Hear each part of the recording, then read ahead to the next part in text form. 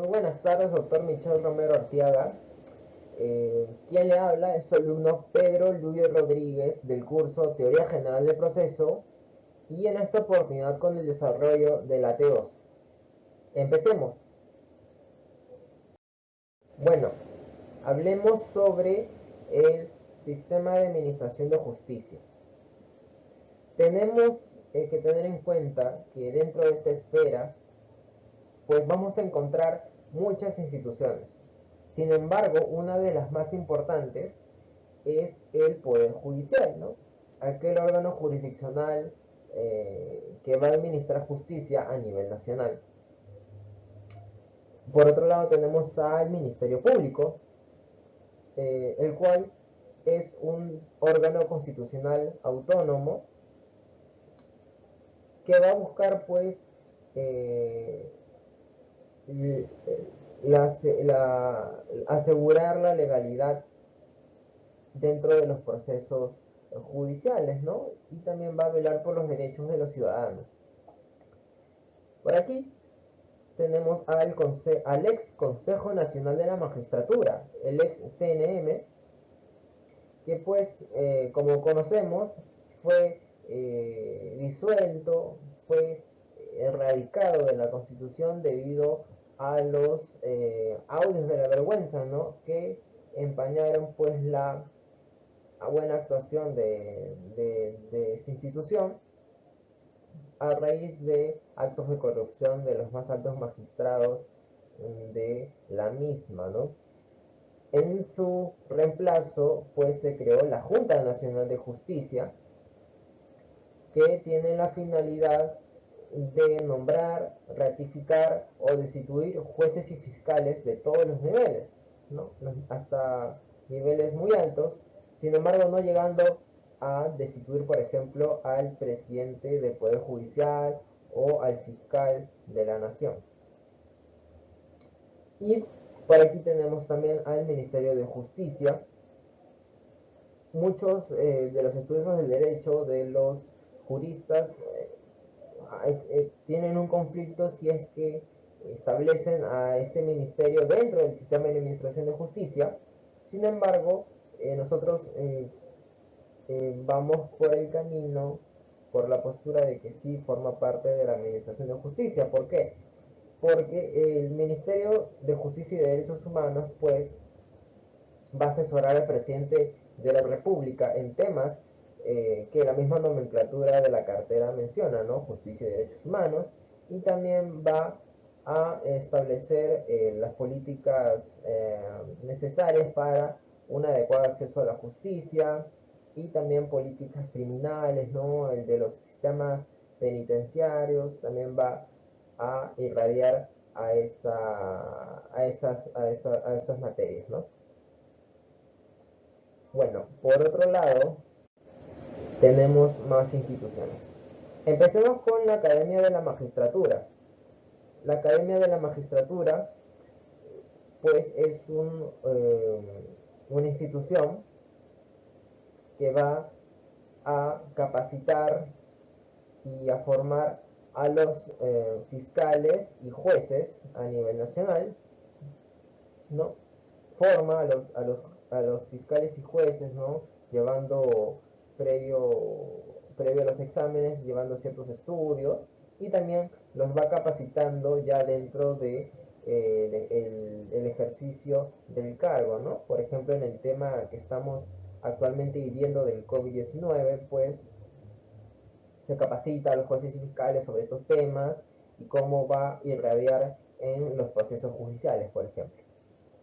Luego tenemos a la Defensoría del Pueblo, que es un órgano constitucional autónomo también establecido en la Carta Magna del 1993, que va a buscar pues la defensa de la sociedad. Recordemos el caso de la señora Ana Estrada, ¿no? Del muy controversial caso de la eutanasia, ¿no? Donde la Defensoría del Pueblo pues se sumó a su pedido y fue quien interpuso la demanda de amparo a favor de ella, ¿no? Entonces, un ejemplo de cómo el trabajo de la Defensoría del Pueblo se cristaliza en los hechos, ¿no? tenemos por aquí al Tribunal Constitucional, ¿no? Aquel tribunal creado por Kelsen, ¿no? Y que aterrizó en nuestro país a partir de la Carta Magna de 1979, con un nombre completamente distinto, el cual fue Tribunal de Garantías Constitucionales, y ya con la Constitución vigente de 1993, ya con la nomenclatura por excelencia de Kelsen, ¿no? Tribunal Constitucional. Debemos saber pues que el Tribunal Constitucional tiene la finalidad de conocer en última instancia los casos sobre procesos de amparo, de habeas corpus, de habeas data, de acción de procesos de cumplimiento, y conocer en única y definitiva instancia los procesos de inconstitucionalidad y procesos de conflicto de competencia, ¿no? Entonces, una labor importantísima dentro de un estado constitucional de derecho, ¿no? La cual tiene nuestro Tribunal Constitucional. Bueno, y por último tenemos al GNE, al Jurado Nacional de Elecciones. Es aquel eh, máximo ente de revisión que imparte justicia únicamente en materia electoral, ¿no? Que también lo establece nuestra Constitución como un órgano constitucional autónomo. Por ejemplo, en las últimas elecciones que hemos celebrado, pues los votos, las actas impugnadas no se resuelven en fuero judicial, ¿no? Como vendría a ser el Poder Judicial, sino en el Jurado Nacional de Elecciones, porque es este quien eh, tiene como finalidad ser la última voz en resolver pues temas de materia electoral, ¿no? De justicia electoral. Ya sea además quién va a otorgar las credenciales los al presidente, al vicepresidente y a los congresistas, ¿no? Hablemos ahora de la estructura orgánica de nuestro Poder Judicial. Pues en el ápice de la pirámide podemos encontrar a la Corte Suprema, ¿no? No es una instancia más, sino es un órgano extraordinario de revisión de las casaciones que se van a interponer dentro del particular, ¿no? Casaciones que vienen pues de un escalón abajo de las salas especializadas, ¿no? Las Cortes Superiores tienen salas especializadas en lo civil, salas especializadas en lo penal, en lo constitucional y los demás que establece la ley orgánica, ¿no? De Poder Judicial. Un escalón abajo tenemos a los juzgados especializados, ¿no? Y de igual manera, en las mismas materias se desarrolla juzgados especializados en lo constitucional, en lo civil, en lo penal, en lo mercantil, en lo laboral, ¿no? Eh, un escalón abajo tenemos ya los juzgados de paz letrado, y en la base prácticamente tenemos a los juzgados de paz no letrado, que se desarrollan más que todo en aquellas comunidades eh, más alejadas, por así decirlo, del país, pues que no contemplan todos estos 5 órganos de manera eh, completa, ¿no? Entonces se desarrollan ahí los juzgados de paz no letrado, ¿no? No letrado porque aquel magistrado que se encuentra en la institución, pues, pues según la ley, no necesariamente tiene que ser un abogado. En el juzgado de paz letrado ya empieza el requisito de quien presida el juzgado, sí debe ser abogado, ¿no? Debe haber culminado la carrera de Derecho. Y desde el juzgado de paz letrado hacia el ápice, o sea, hacia la Corte Suprema, ya es requisito ser abogado, ¿no? Bueno, ahora hablemos sobre las funciones del Poder Judicial.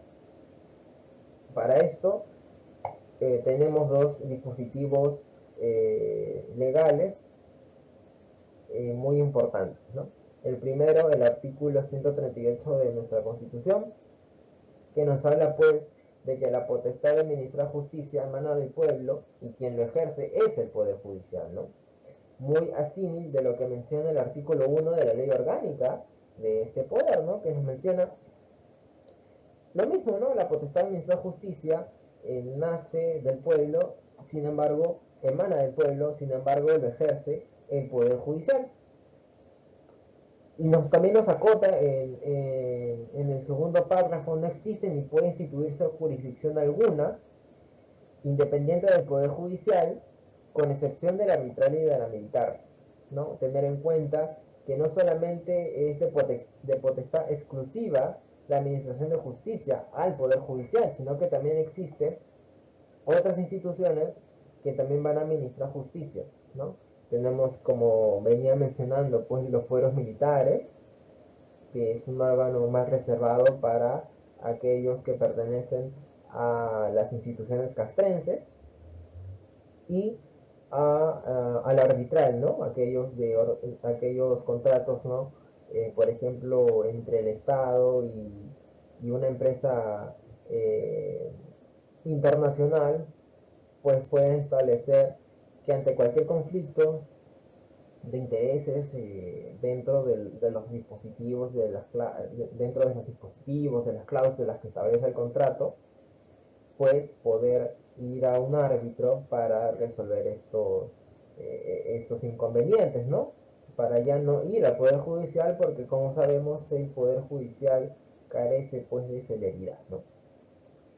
Entonces, por ahí hablamos, por ahí empezamos ya a descubrir, a interpretar cuáles son las funciones del Poder Judicial, ¿no? Administrar justicia a nivel nacional, ¿no?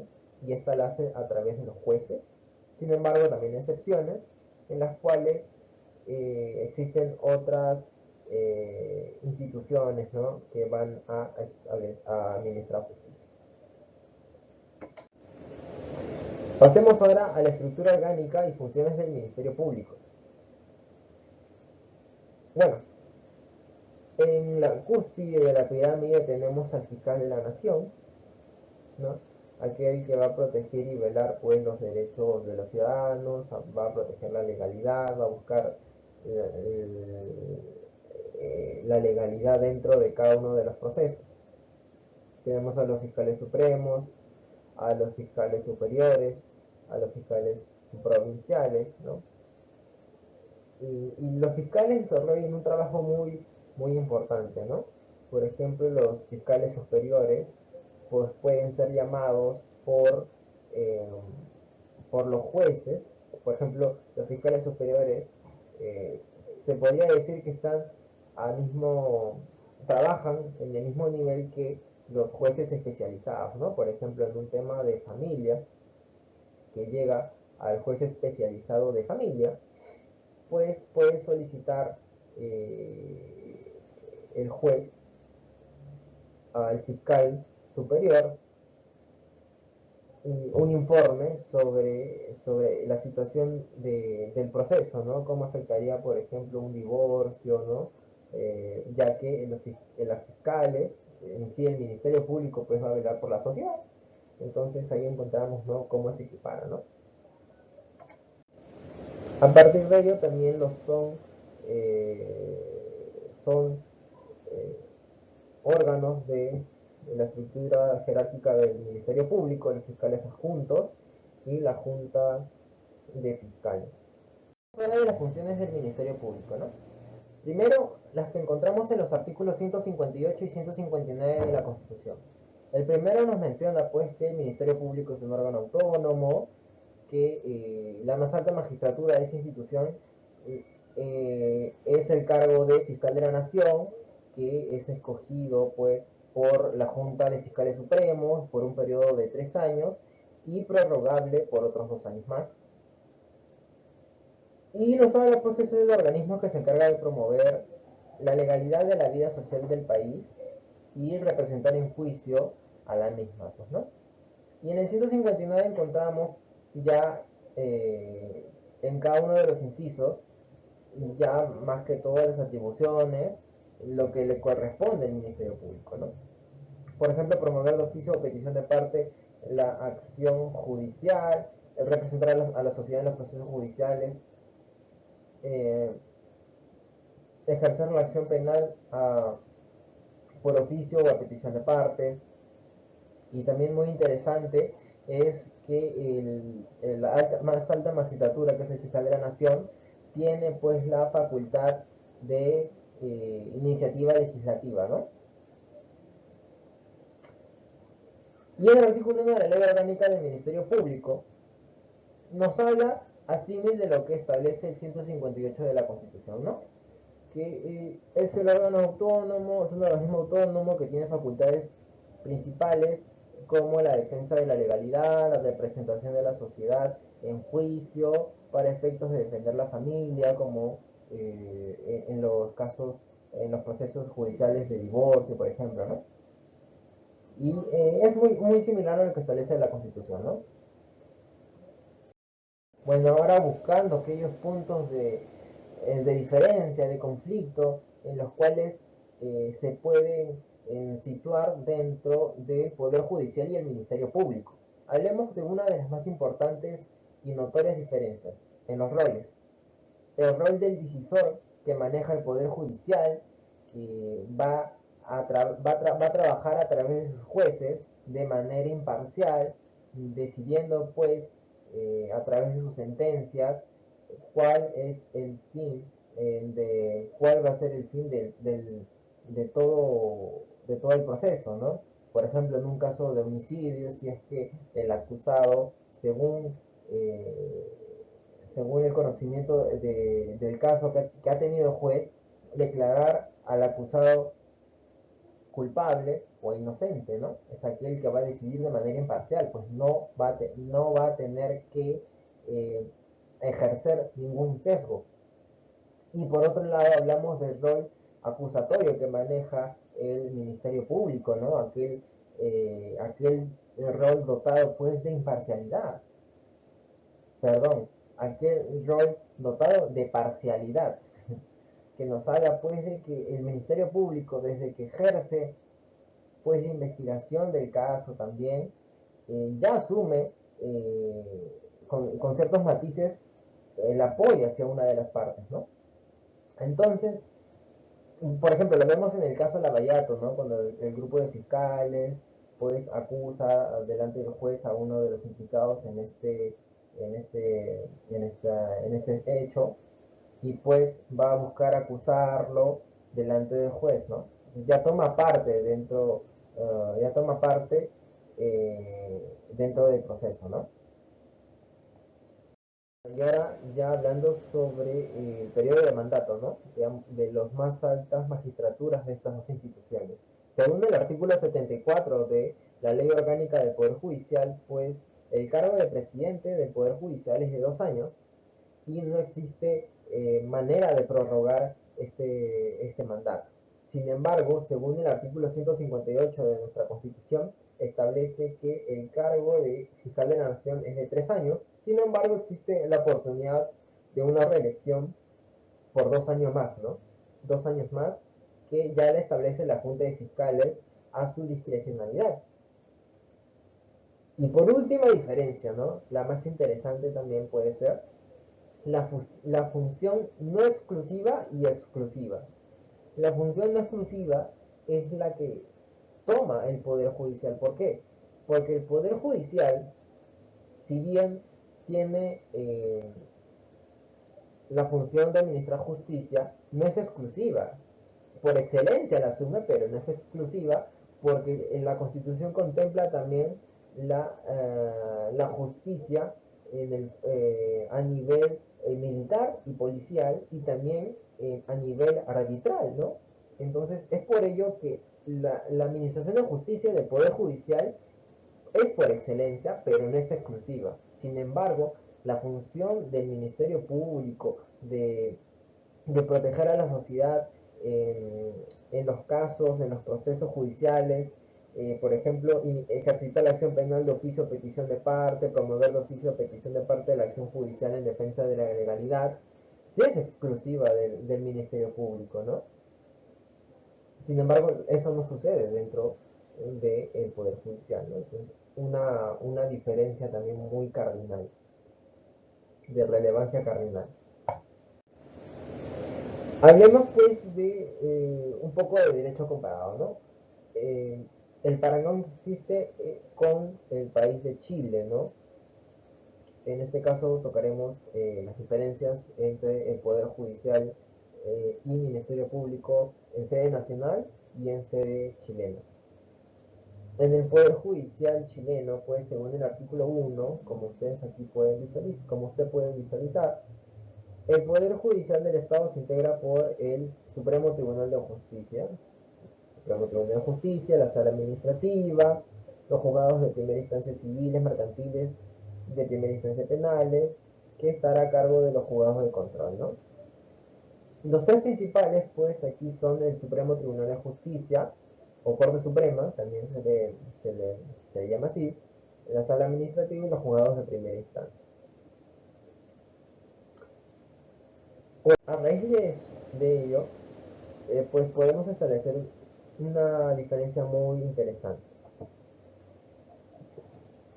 Porque, según el artículo 4 de la Ley Orgánica del Poder Judicial de Chile, el Tribunal Supremo de Justicia o Corte Suprema se compondrá de 7 magistrados y funcionará en pleno o en sus dos salas civil y penal, integradas por 3 magistrados cada una. Ok, en el Poder Judicial chileno, la Corte Suprema se divide en dos organismos, ¿no? La sala penal y la sala civil. Sin embargo, en nuestra ley orgánica del Poder Judicial, la Corte Suprema de Justicia se divide en 3 salas, ¿no? En la sala civil, en la sala penal y en la sala de derecho constitucional y social. Es por ello que según el artículo 17 nos menciona pues que la sala penal de segunda instancia en materia de su competencia y de los demás asuntos y diligencias que les encomiendan las leyes, teniendo facultades para aplicar las correcciones disciplinarias que se hagan acreedores los litigantes en los asuntos de su competencia. Nos habla pues que hay materias que la sala civil ya ve por excelencia, ¿no? Materia civil, mercantil y familiar. Sin embargo, la sala penal va a ver aquello que no va a ver la sala civil, ¿no? No lo especifica, pero todo aquello que no ve la sala civil lo ve la sala penal. Entonces llegamos a una conclusión que la sala penal de la Corte Suprema de Chile o del Supremo Tribunal de Justicia, entonces la sala penal conoce materias que son de facultad de revisión de la Sala de Derecho Constitucional y Social del Poder Judicial Peruano, ¿no? Una muy interesante diferencia. Y ahora sobre la Fiscalía, Ministerio Público de Chile, nos habla pues que el fiscal de la Nación, nos habla la Constitución Política de Chile en el artículo 85, que el fiscal de la Nación será designado por el presidente de la República a propuesta en quina del órgano colegiado de la Corte Suprema y con acuerdo del Senado optado por 2/3 de sus miembros en ejercicio. Entonces, acá el proceso de selección para escoger al fiscal nacional es más parecido al proceso de selección de los miembros de, del BCR, podría ser, ¿no?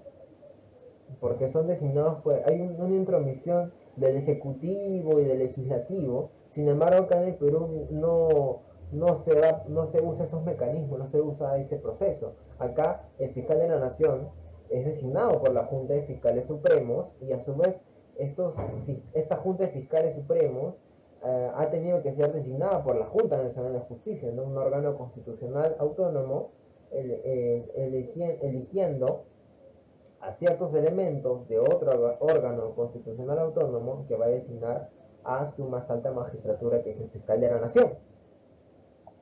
Y por último tenemos pues el artículo 17 de la Ley Orgánica del Ministerio Público, que nos habla que solamente el fiscal de la Nación, el fiscal nacional, perdón, dentro de sus atribuciones, solamente está la de dictar los reglamentos que correspondan en virtud de la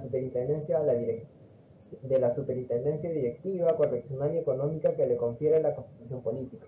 En ejercicio de esta facultad determinará la forma y funcionamiento de las fiscalías y demás unidades del Ministerio Público y el ejercicio de la potestad disciplinaria correspondiente.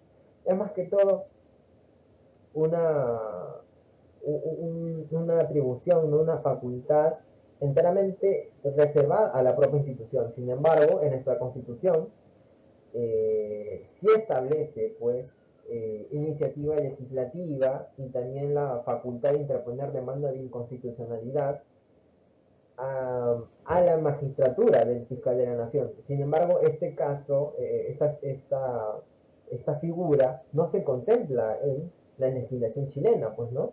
Al no tener el fiscal nacional la facultad de iniciativa legislativa ni la de interponer demanda de inconstitucionalidad, ¿no?